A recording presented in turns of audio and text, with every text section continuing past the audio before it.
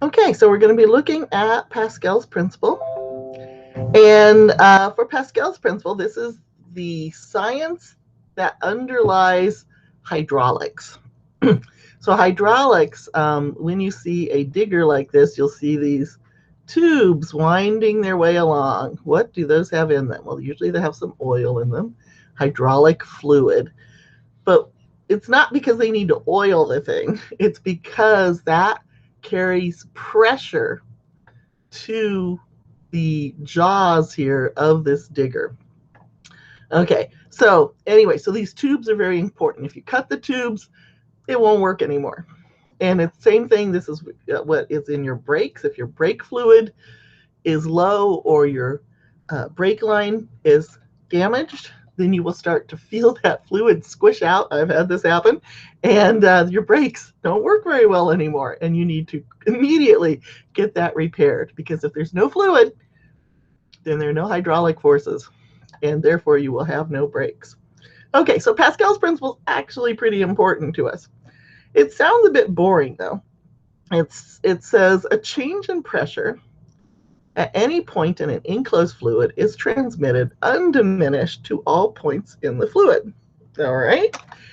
So that gives you part of the clue about why it's cool. It gets transmitted undiminished to all points in the fluid. Well, that's always a cool thing, when you can transmit something immediately across a distance. So anyway, but let's see how that works out. So what happens is you might apply a force over a certain area. So this is a cylinder that's able to slide down, and here's another cylinder on the other side that can slide up or down. So you start applying a force, and that becomes a pressure. Pressure is force divided by area. So on this side, we would have some pressure that's being applied. Let's say that we're applying 1 Pascal. Okay, and let's say that the water pressure here was already 1 Pascal. Well, we're going to add 1 Pascal to it. So now it's 2. And then on the other, and then as we go deeper, twice as deep, we might have 2 plus 1 is 3, and then we might have had 3 down here, and now it's at 4. Okay, the thing is that gets repeated on the other side. So we now would have 4, 3, 2. We'll have pressure pushing on, additional pressure pushing on this side, where we'll have then force 2 and area 2. So we have added pressure to our system, and we now have transmitted that additional pressure to the other side. Okay, so let's take a look at this. So we have force 1 over area 1. Right? Our pressure on the left side is going to equal our pressure on the right side. Let's put some numbers in. So let's say that we are applying 10 newtons of force. And let's say our area here is 0.2 meters squared. Okay, now let's say the area on the other side is going to be 0.8 meters squared. So 4 times greater. That's part of what makes this work, is having a different area, a greater area on one of the sides. So what is that going to do for our force 2? What is that going to be? All right, so we can throw in the numbers we've got. We've got force 1, 10 newtons, divided by area 1, which is 0.2 meters squared. And on the other side, we're going to have force 2, which is our unknown, divided by the area on that side, which is 0.8. Okay, now, what we could have done is solved for force 2 right away. And that's going to be force 1 times area 2 over area 1. Right? Let's see how that works out with numbers here. So solve for force 2. It's going to be our 10 newtons, force 1. And then you can see how we would get 0.8 divided by 0.2, the ratio of the areas. Well, that ratio is 4 to 1. right? So we end up with 10 times 4, which is 40 newtons.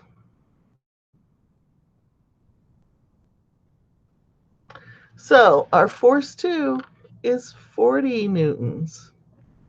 So we got an increase in the force because we had an increase in the area.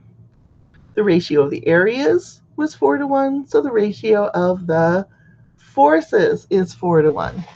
So increase the area, increase the force, which is great. It's a free lunch, it looks like, which in physics there are no free lunches. So anyway, this is like a simple machine. We have increased the force due to the proportions of the object, like we looked at the other simple machines. Okay, so let's make up another one.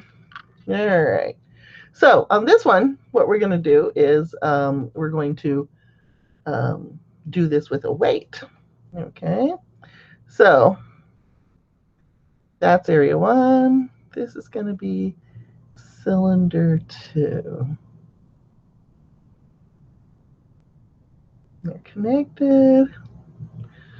All right. And so let's have area 1 be 5 centimeters squared. And area 2 is going to be, it's going to be 60.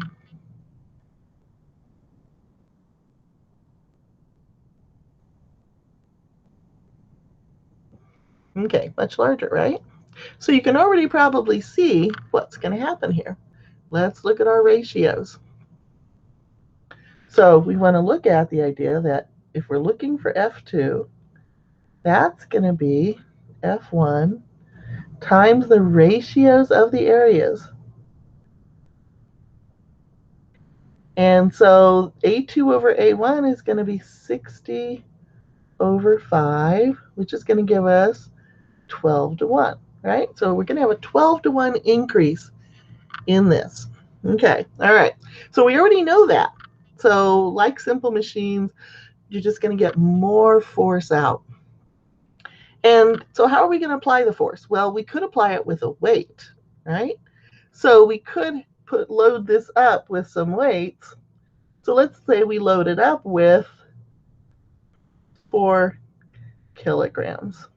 Okay, now 4 kilograms is going to provide 40 newtons of force, right? So remember, you want the weight, which would be mg. Okay, so I'm going to get 40 newtons of force for force 1.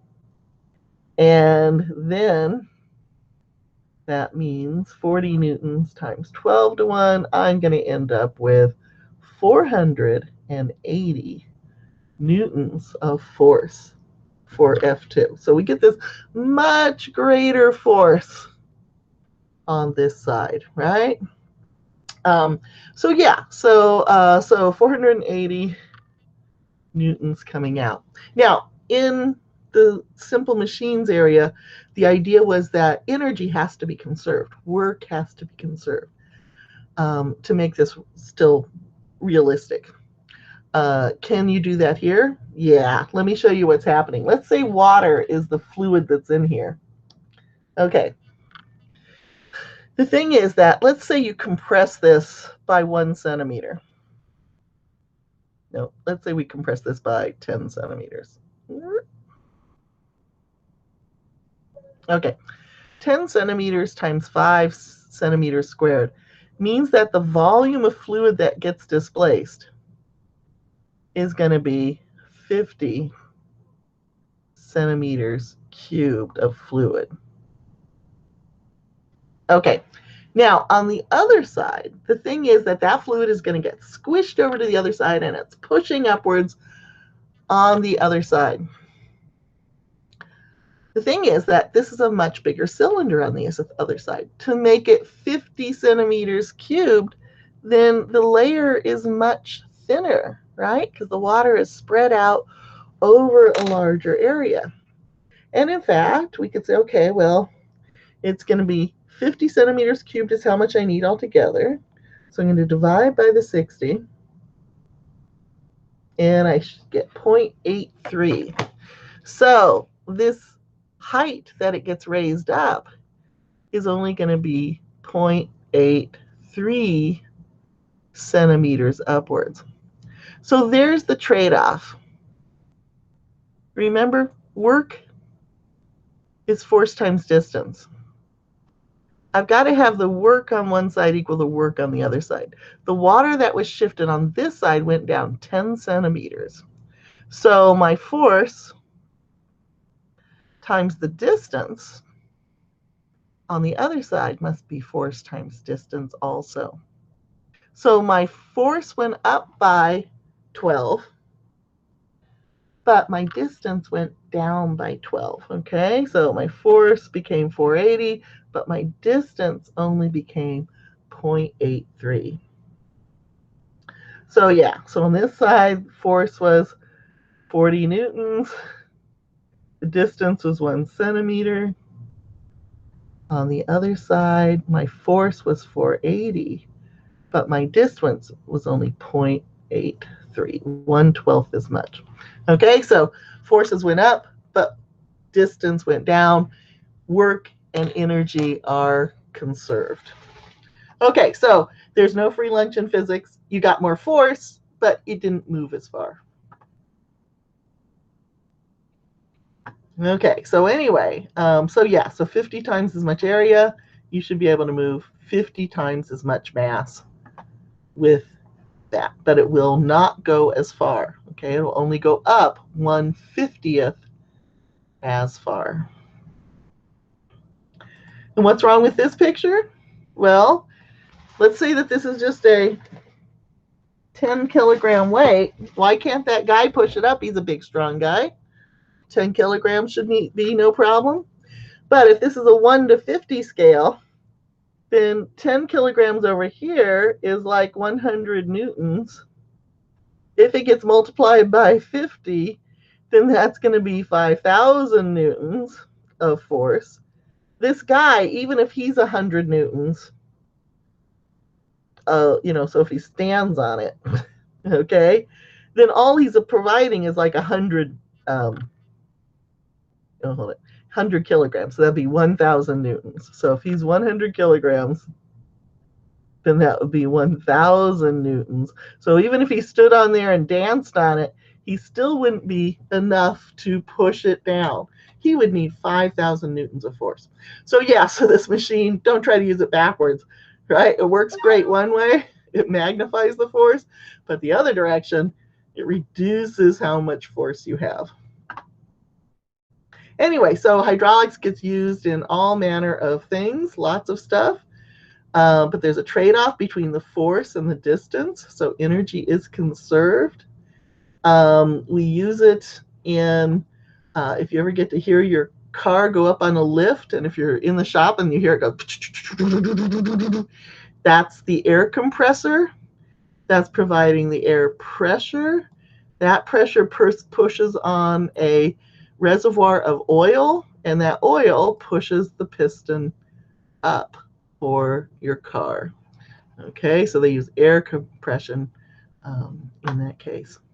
All right, so anyway, so that's the idea. That's all there is for Pascal's principle. Just make sure that you remember